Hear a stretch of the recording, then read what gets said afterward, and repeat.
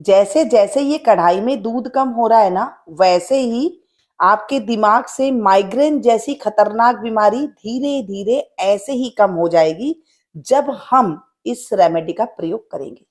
जी हाँ, ये हमारे पुराने जमाने की दादी नानियों की रेमेडी है, जो आज मैं आपके साथ शेयर करूंगी। इसे बच्चों से लेके बुजुर्ग को, किसी को भी देंगे ना, वो आपको हफ्ते में ही रिजल्ट दिखना शुरू हो जाएगा। इसके लिए हम लेंगे यहाँ पर नारियल, इसे गटके नाम से भी जानते हैं, सूखा नारियल के नाम से भी जानते हैं, और मुझे नहीं पता आपके शहर में किस नाम से जानते हैं। पुराना नहीं लेना है, आपको नया ताजा पीस यहाँ पर नारियल का उपयोग में लेना है। इसे लेने के बाद आपको इसे अच्छे से धोना है। इससे पहले आप ये देख ले कि ये बैठ किस तरफ से रहा है। कई बार हम इस गोले को अगर बैठाते हैं, इसे इस तरह से रखते हैं, तो ये क्या होता है, लुढ़कने लगता है। अगर आप इसे अच्छे से देखें तो ये एक जगह सेट हो जाए, ऐसे आपको रख के देखना है। ये ऐसे सेट हो रहा है तो यहाँ पर हम इसमें कट लगाएंगे, और उसके बाद इसके अंदर क्या क्या चीजें हम डालेंगे वो आपके साथ शेयर करूंगी। माइग्रेन बहुत ही खतरनाक बीमारी होती है। इसकी वजह से आदमी पागल भी हो जाता है, धीरे धीरे मेंटली डिस्टर्ब होने लग जाता है।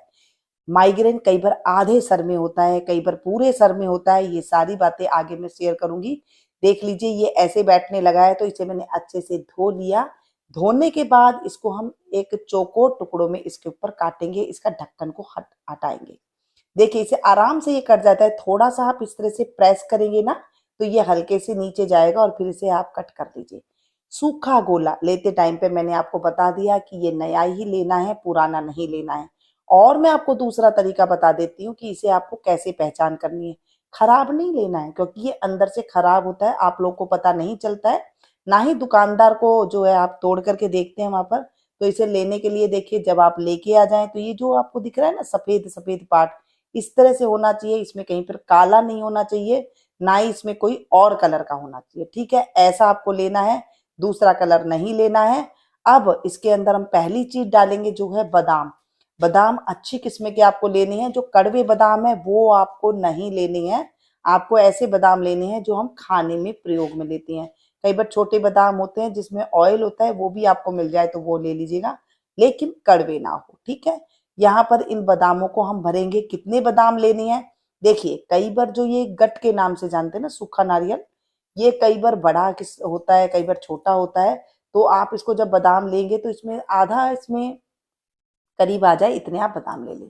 4 से 5 इसमें हम हरी इलायची डालेंगे, जो इसका छिलका को हम नहीं हटाएंगे।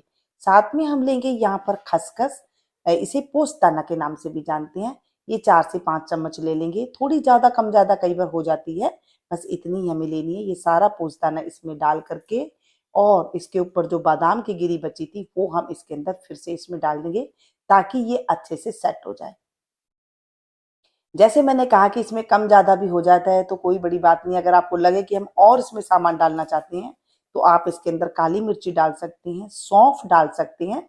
जो हम अचार में सौंफ खाते हैं ना, मोटी वाली, वो डालिएगा, पतली वाली नहीं।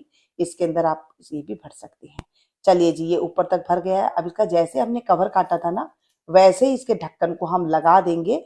और इसके बाद हम इसको किस तरह से बनाना है ये मैं आपको बताती हूँ। यहाँ पर मैंने लोहे की कढ़ाई का इस्तेमाल किया है। अब आप लोग पूछेंगे कौन सी कढ़ाई है, तो ये इंडस वैली की है। इसके लोहे के बर्तन में जब हम दूध को गर्म करते हैं, तो उसके अंदर आयरन भरपूर मात्रा में आ जाता है। आपको लोहे का ही बर्तन लेना है। आपके पास लोहे का बर्तन नहीं है तो क्या करें, पीतल के बर्तन में आप ले सकते हैं, या फिर मिट्टी का बर्तन ले सकते हैं। देखिए, पुराने जमाने में ये 3 चीज से ही बनाते थे। अगर पास ये आपके पास कुछ भी नहीं है तो क्या करें, स्टील का ले ले, फिर ले लीजिएगा, और कोई चारा नहीं है। लेकिन आप दवाई बना रहे हैं, ये रेमेडी बन रही है माइग्रेन के लिए, माइंड के लिए, तो आप इन चीजों का प्रयोग करेंगे तो आपको 100% लाभ मिलेगा। चलिए जी, इसको हम धीमी आंच पर उबालेंगे। ये दूध जो मैंने लिया है 1 लीटर के करीब लिया है, और हमारे घर में जो दूध उबला हुआ होता है ना, वही लिया है। कच्चा दूध है तो गर्म कर लीजिएगा, उसके बाद ये नारियल इसमें डालिएगा।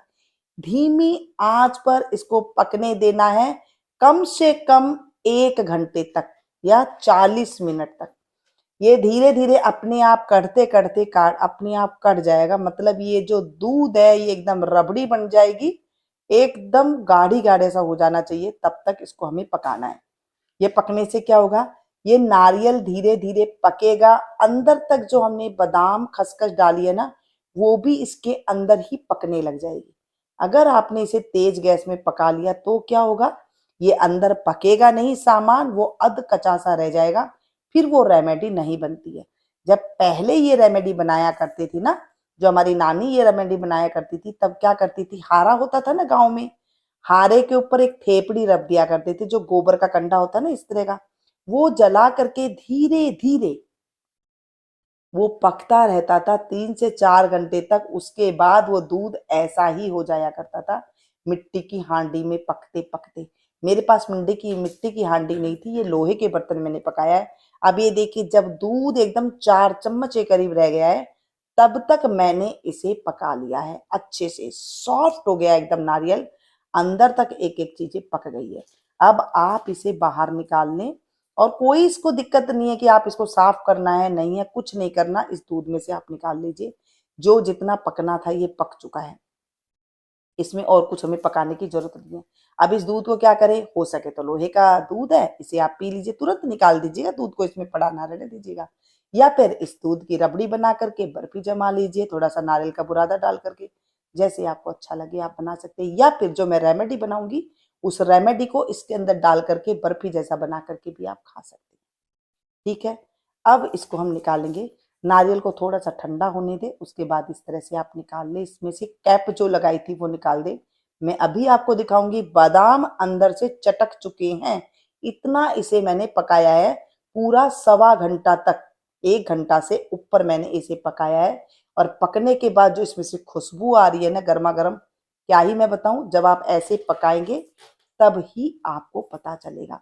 इन सब चीजों को हमने बाहर निकाल दिया है, इलायची को, खसखस को, बादाम को। और अगर मैं आपको तोड़ के दिखाऊं इसको, तो आप देखेंगे एकदम कड़क से टूट जाता है, बहुत क्रिस्प हो गया, एकदम कड़ाकेदार हो गया। ये देखिए, बढ़िया। ठीक है, इसे खाएंगे ना ऐसे लगेगा जैसे आपने इसे रोस्ट किया है, इतना बढ़िया ये पक चुका है। अब ये जो नारियल है, इसके हम छोटे छोटे टुकड़े कर लेंगे, पतले पतले टुकड़े कर लेंगे। देखिए सॉफ्ट है, अभी मैंने उबाला था ना इसे, तो ये ठंडा नहीं हुआ है, और गर्मा गर्म ऐसे कट रहा है जैसे ताजा नारियल कटता है ऐसे। अंदर तक नारियल बिल्कुल पक चुका है एकदम बढ़िया अच्छे से। अब इसका हमें पाउडर बनाना है, तो इसको हम छोटे छोटे टुकड़े में करेंगे। पहले तो क्या होता था, इमाम दस्ते में कूटा जाता था, आजकल इमाम दस्ता किसी घर में है नहीं, तो हम इसे मिक्सी के जार में इसे पीसेंगे। पीसना कैसे है ध्यान दीजिएगा, एकदम बारीक नहीं पीसना है, नहीं तो जितना नारियल का तेल होता है ना वो बाहर आ जाएगा, फिर आप कहेंगे कि मीनू जी आपने बताया नहीं। इसे आपको रोक रोक के पीसना है मिक्सी में। आप देख लें मैं कैसे इसे पीस रही हूँ, छोटे छोटे टुकड़ों में मैंने इसे काट लिया है, बहुत बढ़िया अच्छे से तैयार हो गया है। अब एक मिक्सी का जार लेंगे और उसके अंदर इसमें डाल देंगे ये सारे नारियल को। नारियल को जब आप पीसते हैं ना, तो हमेशा ध्यान रखें कि इसे रोक रोक के ही पीसना चाहिए। अगर आप इसे एकदम पीस देंगे फाइन पाउडर बनाने के चक्कर में, तो उसका तेल और एकदम लुगदी जैसी बन जाएगी, जैसे लड्डू बनाते हैं ना घी डाल करके, ये ऐसे बन जाएगा। ये देखिए बहुत अच्छे से एकदम दरदरा पिस चुका है। ऐसे तो ना इसको कद्दूकस भी किया जाता है, मैं आपको बताऊं तो, लेकिन कद्दूकस करेंगे ना फिर दांतों से खाया नहीं जाता, उसको चबाना पड़ता है थोड़ी देर।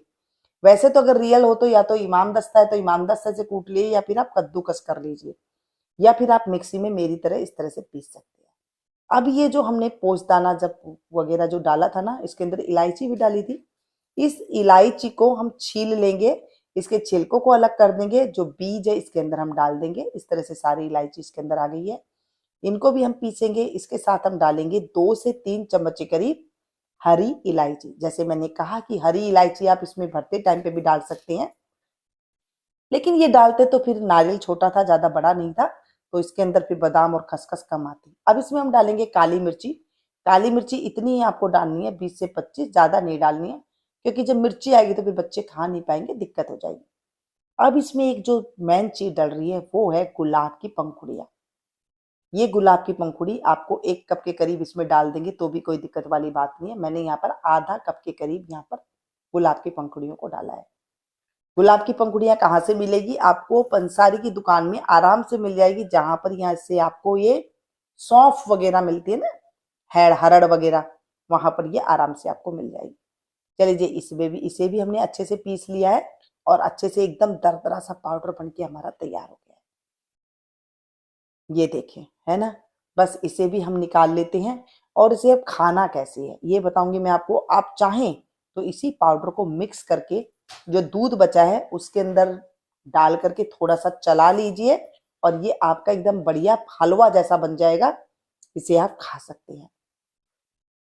शुगर वाले मरीज है, इसे कैसे खाना है, इसे ऐसे ही चम्मच भरिए और ऐसे ही खा लीजिए। और अगर आप चाहते हैं कि इसके अंदर मीठा डालें तो कौन सा डालें, आप मीठा डालेंगे तो इसके अंदर धागे वाली मिश्री को पीस करके डाल सकते हैं, गुड़ डाल सकते हैं, कतई नहीं डालना है।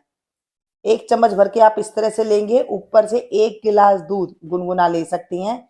यहाँ पर मैं मीठे के लिए डाल रही हूँ देसी खांड या फिर बूरा डाल सकते हैं। 1 चम्मच इसे ले लिया, बच्चों को देना है थोड़ा कम ले लीजिए, आधी चम्मच के करीब। और इसे लेकर के आप दूध के साथ इसे रात के सोते टाइम पे इसे आप ले सकते हैं।